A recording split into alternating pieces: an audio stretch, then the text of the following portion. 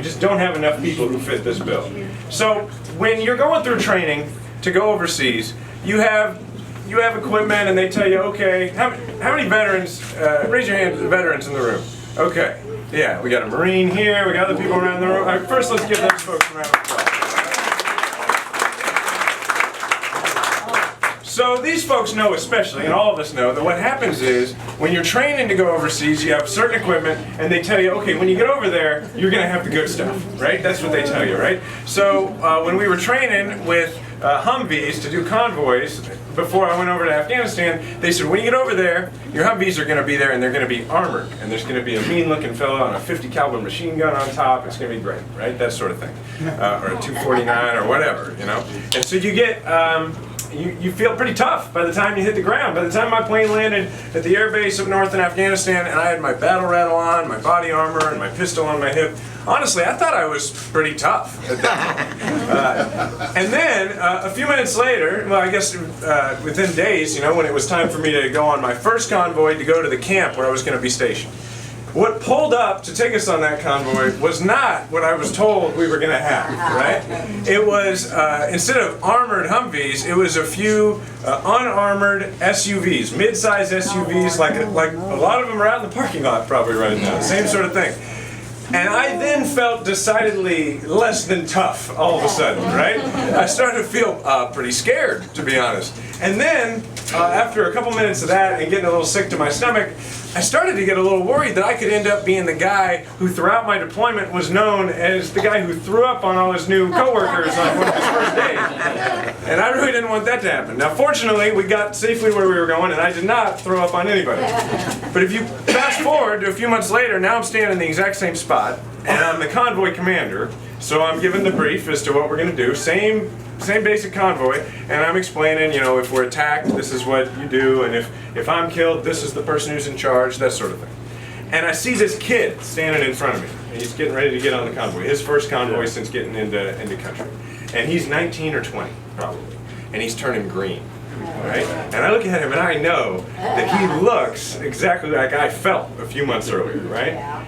And then we load up into the vehicles, and he ends up sitting right behind me. And I remember all I could think was, man, I hope this kid doesn't grow up like that. Right? So it's kind of a funny story, but the point of the story for me is that along the way, that kid made a series of decisions, right? And each of those decisions was about knowing what the easy thing was, and knowing what the right thing was, and knowing that they weren't the same thing, but choosing the right thing every time. 19, 20-year-old kid.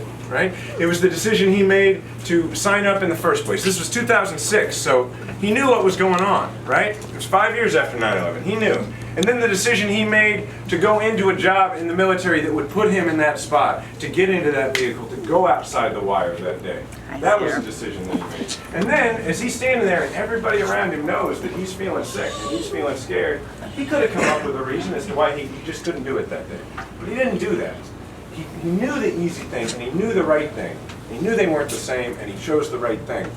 And the thing is, during my service in Afghanistan, and during every day of my service in the military, I saw people who were 19, 20, 25. I saw them make decisions like that multiple times a day, every single day. And so then when I look at Congress, that just refuses to take on difficult decisions. Heck, they refuse to take on difficult conversations. I'm offended on behalf of the people that I served with, because, you know, we need more people like that 19 or 20-year-old kid who know the easy thing and know the right thing and choose the right thing because their people count. That's what we need more than anything, right?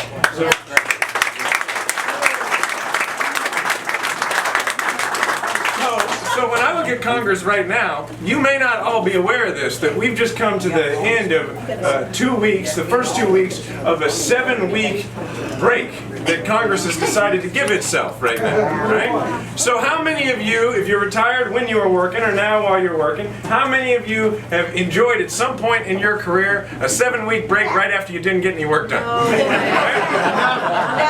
No, okay, I didn't think so. No hands went up. That was my guess, right? So, because that's here in Missouri, that's what folks do. If they don't get their work done in the morning, then a lot of them work through lunch. And if they don't get their work done in the afternoon, a lot of them are going to stay late. And if it's a Friday, then they may be in on a Sunday, right? They may be in on a Saturday. Because if you don't get your work done, that's what you do. And it's not just about them showing up. There's no shortage of important issues in front of the Senate right now, but still they decided to take a break. I'll give you just a few examples. ISIS is the greatest threat to our national security, and increasingly it is an enormous threat to freedom-loving nations around the world. The Senate hasn't even seriously debated an update to the authorization for use of military force against ISIS. They haven't even seriously debated it. But they decided that they deserve a 7-week break, right? The Zika virus is weeks away from coming to Missouri. It's weeks away. The other day we had the first mosquito-borne cases of the virus being contracted in the United States, right? It's weeks away. Senator Blunt claimed he was leading the negotiations to tackle the Zika virus. And then when those negotiations got to their most critical moment, he wasn't there. And the whole effort died, and then they went on break. You know where he was? It turns out he was at a fundraiser in Washington with lobbyists. Because his #1 priority is keeping his own job. It's not your job, it's not your safety, it's keeping his own job. And that's wrong. Right? Here's another one. How about this? And Sly mentioned this. That the Senate has refused to give even a hearing to the Supreme Court nominee. Senator Blunt has refused to even speak to the gentleman that is nominated. Right, when they asked him why, you know what he said? He said that he didn't have time. Didn't have time to do his job. Since then, Senator Blunt has had 2 meetings with Donald Trump and has held 17 fundraisers with lobbyists in Washington. Did not see fit to cancel any of those meetings in order to make time to do the job you elected him to do. So here's the deal.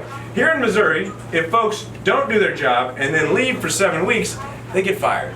So I would suggest to you that if Senator Blunt's not going to do his job, he should be fired.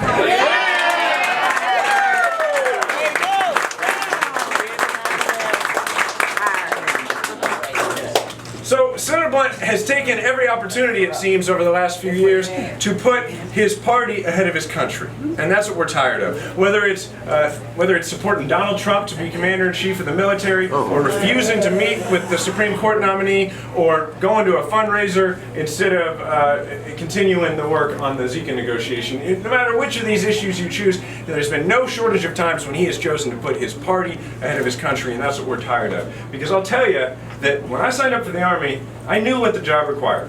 And there was no point in my service where I could throw up my hands and say, it's too hard, I give up. Right? There was no point. But after 20 years, nearly 20 years in Washington, Senator Blunt has perfected his routine of blaming everybody else and throwing his hands up in the air and saying it's somebody else's fault, blaming gridlock or anything else, right? And not getting the job done. Now, he's a member of Senate leadership, right? So what that means is Senator Blunt is one of the folks who sets this schedule, right? And then apparently at no point saw fit to raise his hand and say, hey fellas, since we haven't gotten any of this important stuff done, maybe we shouldn't leave for 7 weeks, right? Didn't do that. Because in the service, what happens is you understand that people are behind you who you're protecting, back home or to your left and to your right, and you're responsible for protecting those folks. Well, Congress is no different. Whether it's Zika, whether it's ISIS, it's their job to protect people. And apparently they don't take it very seriously. Right? So what we got to do when we got a Congress that spends half its time fighting and the other half trying to get reelected is we got to fire this Congress and put in their place folks who will roll up their sleeves and get the job done. Yeah.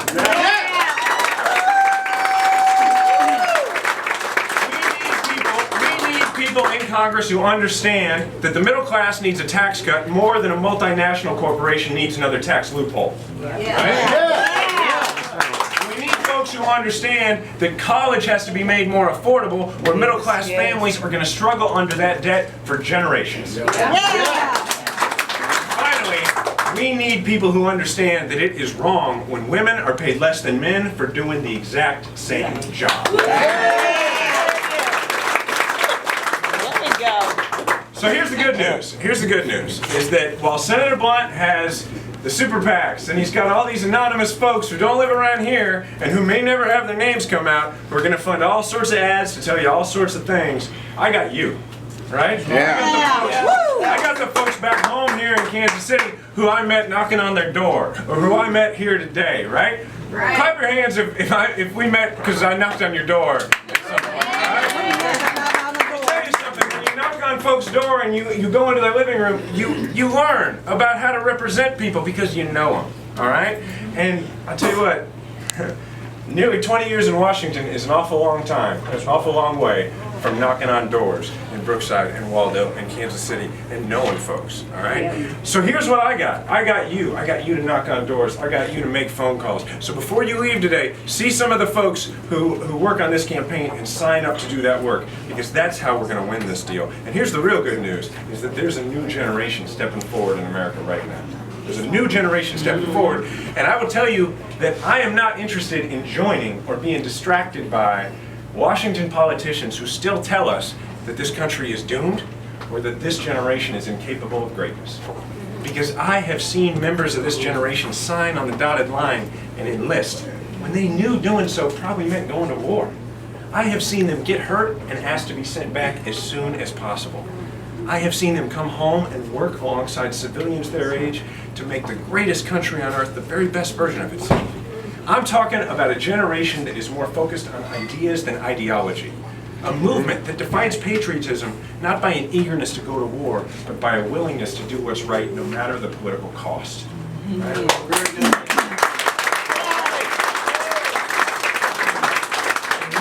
We need more people in Washington, in both parties, who have voluntarily been through something in their lives that is more difficult than a re-election campaign. That's right. And I assure you I have. Right? So look, we're not going to change Washington until we change the people we send there. But the time has come for the next generation to step up and take the lead in shaping the direction of our state and of our nation. And with your help, that's exactly what I'm going to do as your United States Senator. Thank you all so much.